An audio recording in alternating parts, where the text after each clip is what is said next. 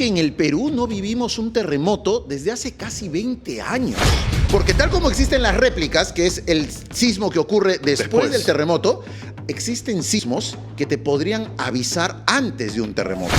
No recuerdo, no es muy común que haya habido este tipo de fenómenos, sobre todo en una zona que no es de subducción.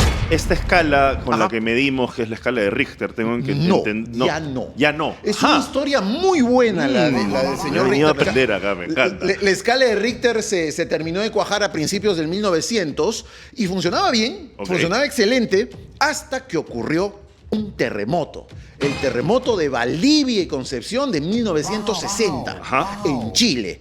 Ese terremoto rompió la escala de Richter.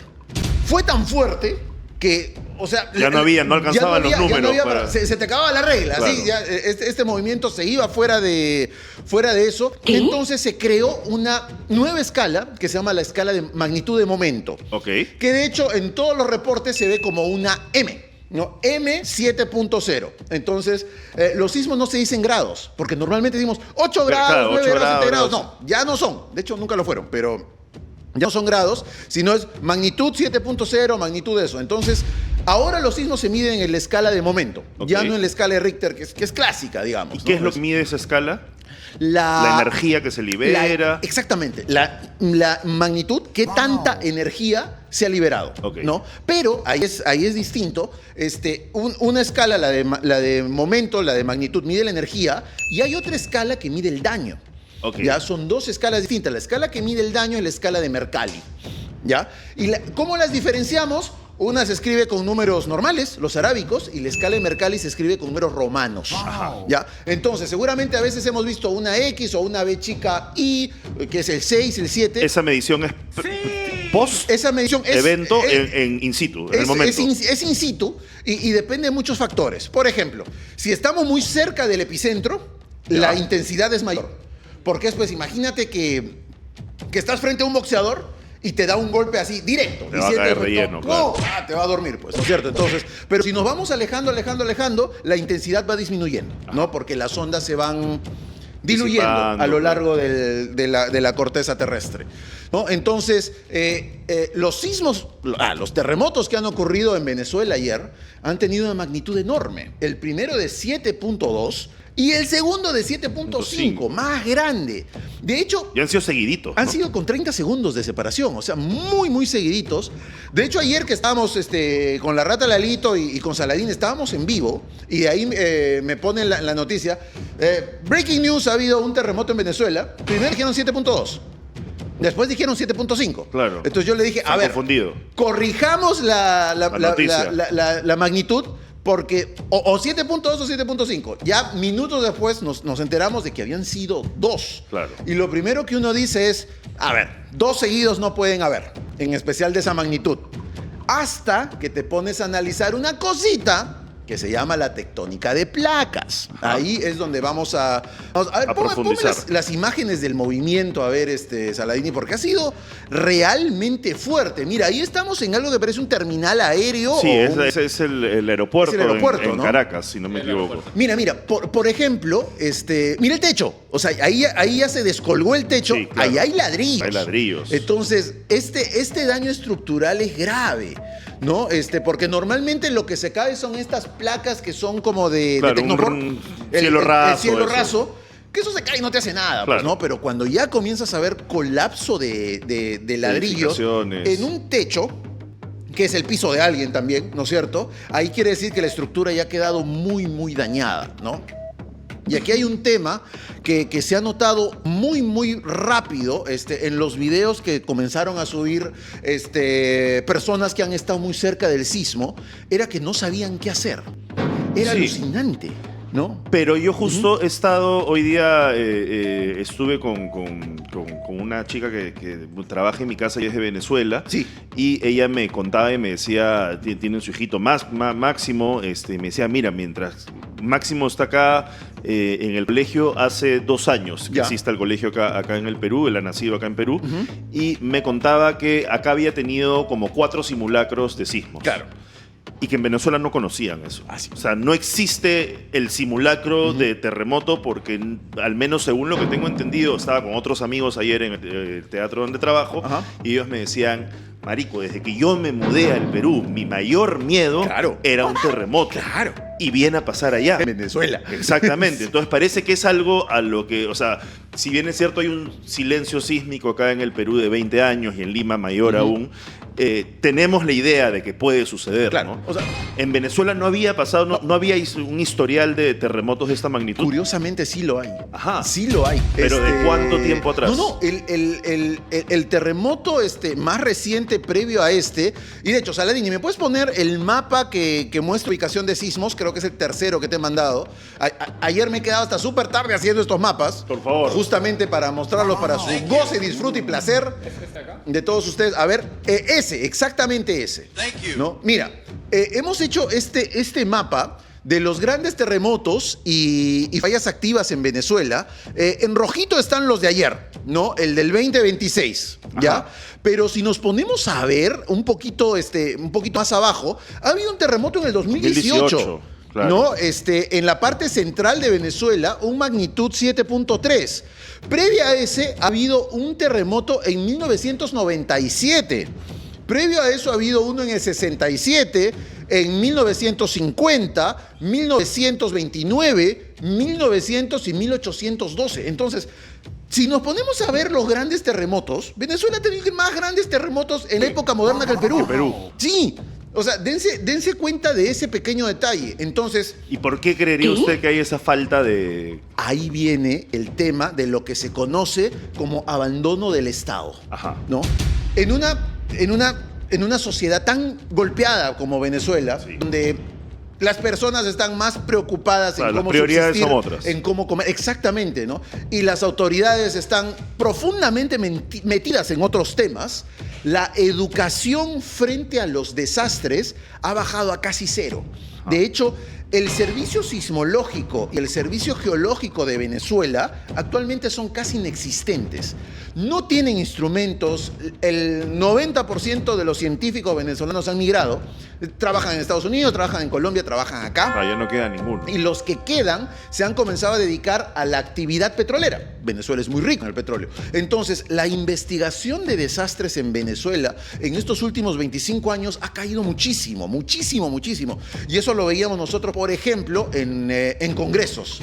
Congresos geológicos, congresos sobre desastres naturales. La cantidad de trabajos de Venezuela presentados por venezolanos comenzaban a reducir hasta que simplemente desaparecieron. Los ensayos, digamos. Exacto, ¿no? Investigaciones, los ensayos, todo eso. Y eso se debe a un abandono del Estado. Es algo que no se conoce mucho, no se visibiliza mucho, ¿no? Pero, por ejemplo, todos los datos que hemos recibido del terremoto de Venezuela son del Servicio Geológico de los Estados Unidos. Okay. Porque no hay un reporte técnico oficial del Estado venezolano, porque básicamente no tienen instrumentos, están muy debilitados desde ese punto de vista, ¿no? Bueno, desde varios puntos de vista, sí, en claro. realidad, ¿no? O sea, da particular pena también cuando pasa esto en lugares que han sido golpeados por otro tipo de tragedias, claro, ¿no? Claro. Entonces, es como que... Porque yo justo le decía a los chicos ayer en Efectos Secundarios que tenemos la idea del terremoto, del desastre, sí, claro. Del momento, de la desesperación, de bajar corriendo, pero después...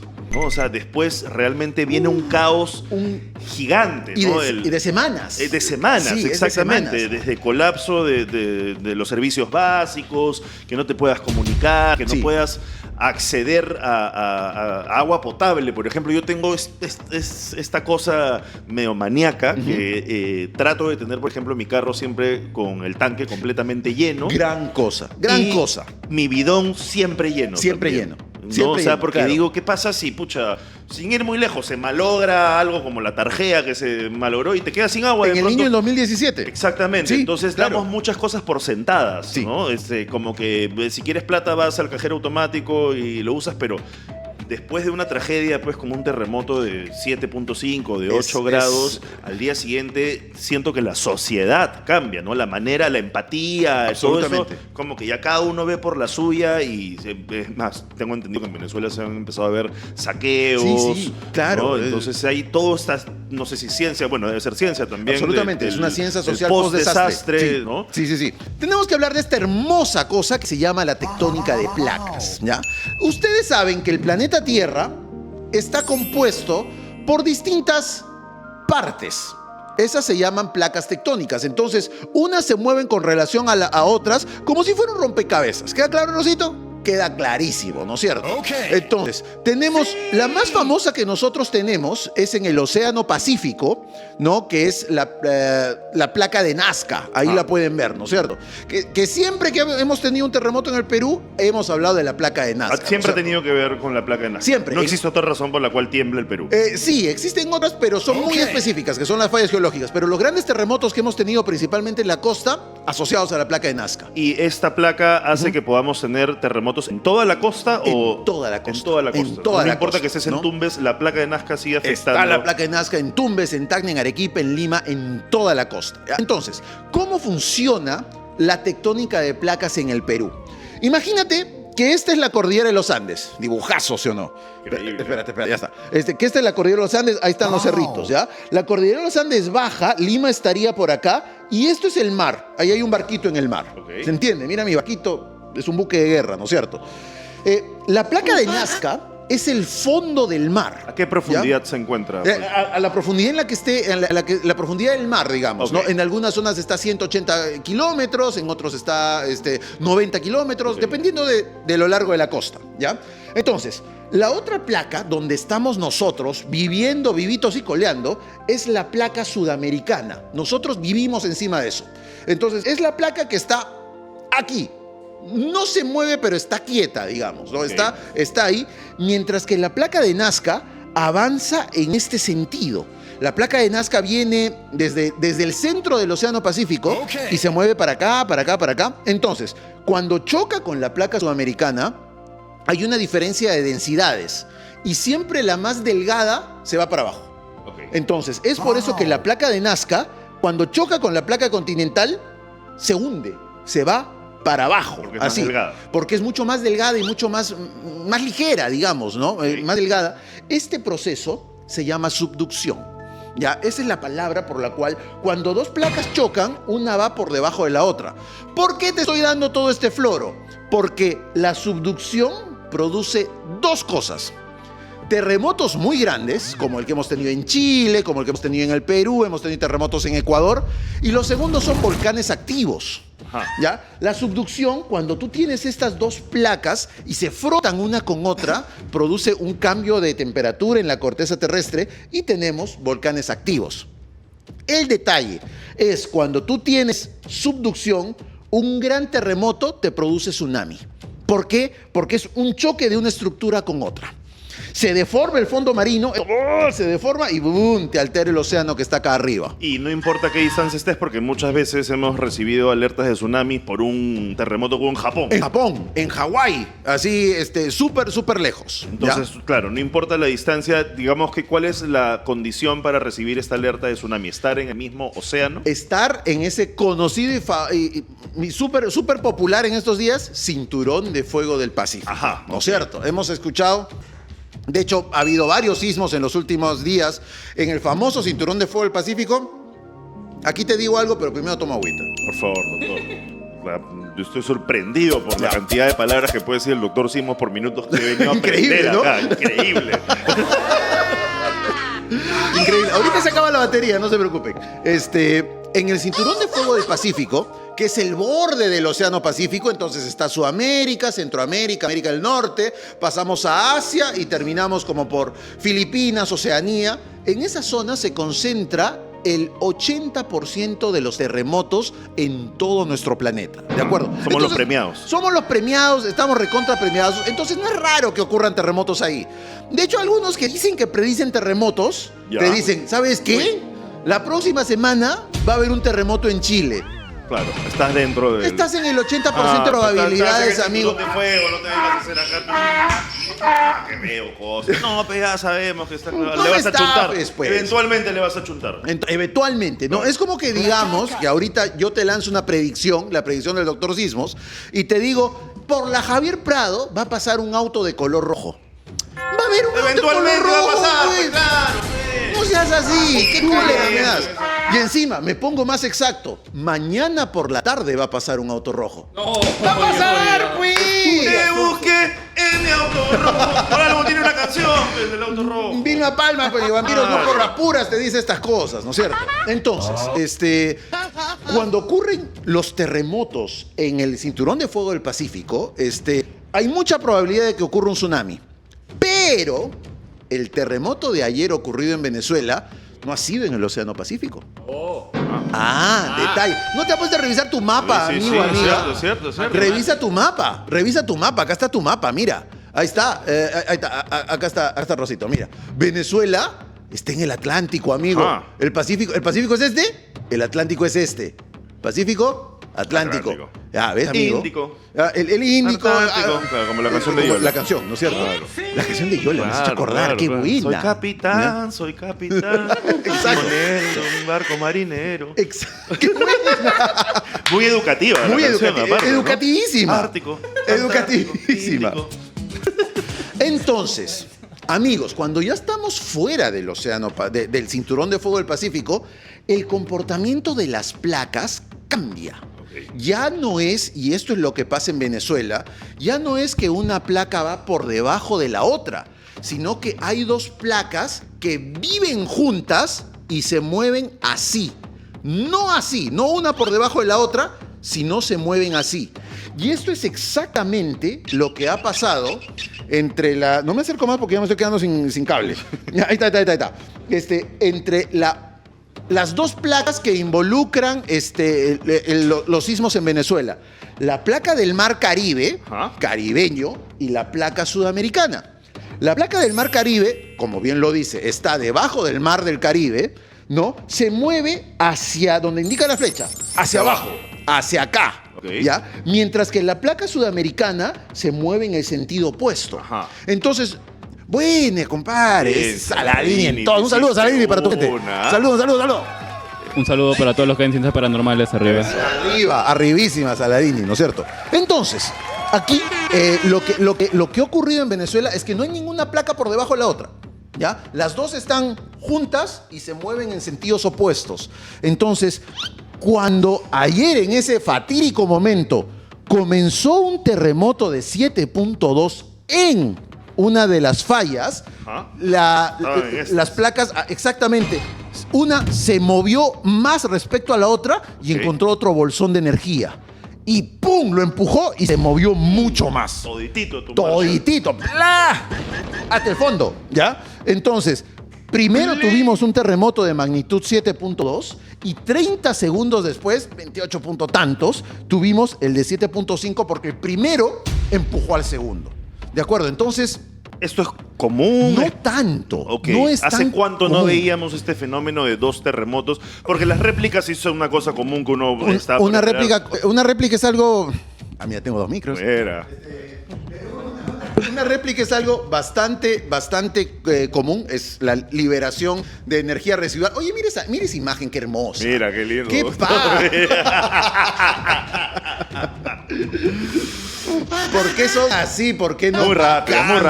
Muy rápido. De la Rorro. Tú sabes que nosotros tenemos, en Ciencias Paranormales, tenemos nuestra comunidad, que es la comunidad de los rorronautas. Los rorronautas. Yo quiero ser un rorronauta, doctor. Pero hay una facción radical de los rorronautas que se llaman los locronautas. Los locronautas son los radicalizados. Un gran abrazo para nuestra comunidad de WhatsApp de los rorronautas y a su facción extremista, los locronautas, que son mega bravos los locronautas. No se vayan a levantar en armas. No, se levantan y cae la república. Entonces, ¿En qué estábamos? Me distraje con... Estábamos hablando de que no era tan común que suceda que eso. No era tan común y sobre todo... De las réplicas. Las réplicas era algo completamente normal, esperable. Entonces, como no tenemos ninguna placa que se mueve de abajo a la otra, estas se han movido más bien así, no hay deformación del fondo oceánico. Ajá. Entonces no se produce un tsunami. Afortunadamente hemos tenido mucha suerte porque los epicentros de este terremoto se han desplazado a una falla que está tierra adentro. Okay. Entonces, por eso es que a los minutos se descartó el tema de la alerta de tsunami. ¿Y la magnitud, a partir de qué magnitud deja de ser réplica y pasa a ser un segundo evento? En este caso, o sea, todo el mundo diría que el segundo es réplica del primero, claro, ¿no es cierto? Pero en este caso han sido dos sismos. Dos movimientos de placa separados. Separados. Entonces, el 7.2 debe tener sus réplicas y el 7.5 deben tener también sus réplicas. No las distinguimos porque prácticamente están muy cerquita y deberían tener el mismo mecanismo de rotura, que es eso, cómo se rompen las placas al moverse. Pero las réplicas, y esa es una ley general, siempre son más pequeñas que el sismo original. Ok, y el primero fue 7.2 y el segundo fue 7.5. Exacto, entonces han sido distintos. Lo que sí podría haber ocurrido, y eso ya es discusión de congreso científico, digamos, de conferencia, es que si el 7.2 fue un predecesor del 7.5. Porque tal como existen las réplicas, que es el sismo que ocurre después del terremoto, existen sismos que te podrían avisar antes de un terremoto. ¿Y que desatan el terremoto, digamos? Más o menos. Por ejemplo, el terremoto de Pisco, 7.9. 4 horas antes tuvimos un magnitud 5. Y antes de ese 5, cerca en la misma zona, y sobre todo con el mismo, con las mismas características, misma estructura, mismo sistema de rotura, muy parecido, como un hermano chiquito, pero llegó antes. ¿Ya? El problema, y aquí viene el facto que tú necesitas saber, no podemos saber que es un terremoto predecesor hasta que ocurre el terremoto grande. O sea, no hay forma. ¿Ya? Entonces, es más un tema de estadística, de recuerdo, sí, pues el gran 7.9 tuvo estos chiquitos antes, pero que tengamos 3, 4 chiquitos no nos indica que dentro de una hora pueda venir uno grande.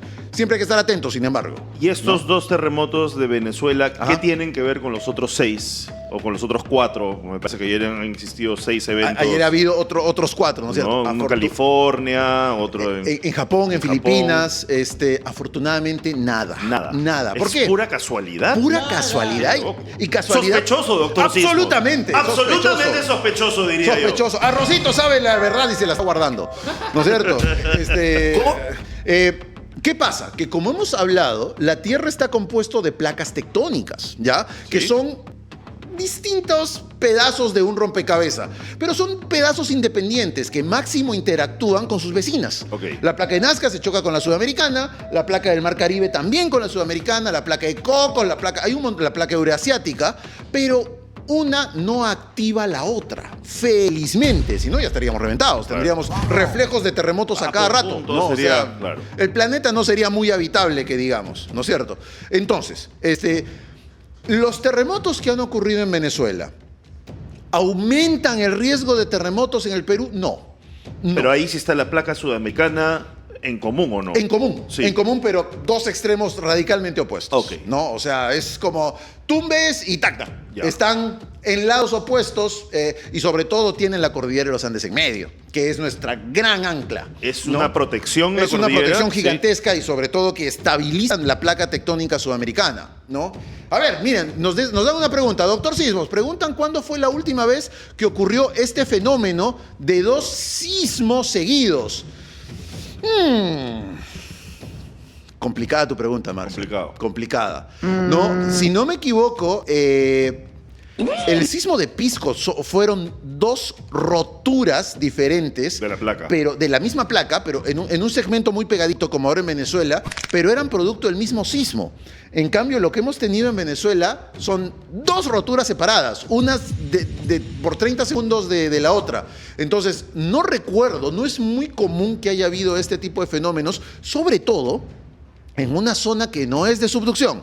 No se olviden que la subducción está en el Océano Pacífico, básicamente. Y justamente antes de llegar acá al canal, estaba viendo la estadística porque dije, oye, de repente hay algo. Claro, la estadística finalmente siempre es manipulable. Siempre es manipulable, totalmente, ¿no? Y de hecho, ayer no ha sido el día más sísmico en la Tierra. Ok. No ha sido. El día más sísmico de la Tierra sigue siendo el 17 de marzo de este año. Wow. Que hubo un temblor muy importante en Indonesia, hubo otro en Japón, dos en el Polo Sur, en el Ártico, en la Antártida, perdón, y uno como que en América del Norte. Pero de ahí, como tú bien has dicho, ¿no? Los números se pueden acomodar para que te enseñen lo que tú quieras. Exactamente, ¿no? Para dar la data que uno quiera. Algo que hay que recordar y hay que ser bien claro es que en el Perú no vivimos un terremoto desde hace casi 20 años. Sí. 20 años. El último gran terremoto que hemos tenido ha sido el de Pisco del 2007. 2007, muchos de los de feos acá presentes no nacían en el 2007. Saladini, pues estaba... No era ni un Saladini feto. Era el feto ingeniero. Claro, era el ingeniero bailarín ahí en el proyecto, ¿no es cierto? No, 20 años. O sea, 20 años. Esto nos quiere decir que hay una generación y media de peruanos que no sabe qué es un terremoto.